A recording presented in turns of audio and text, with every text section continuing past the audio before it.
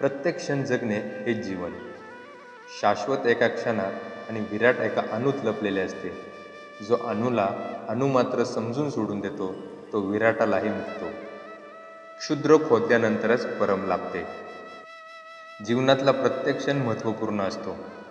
कुठल्याही क्षणाचे मूल्य कुठल्याही दुसऱ्या क्षणाहून अधिक नसते की कमी नसते.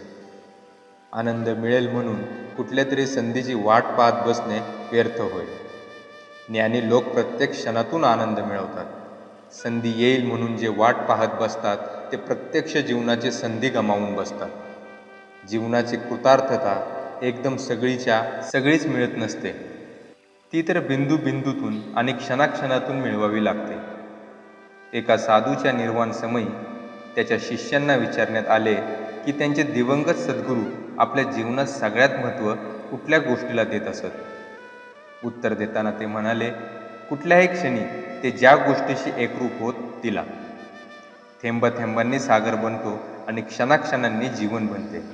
ज्याला थेंब समजतो त्याला सागरही समजतो आणि जो प्रत्येक क्षणाचा लाभ करून घेतो त्याला जीवनही लाभते.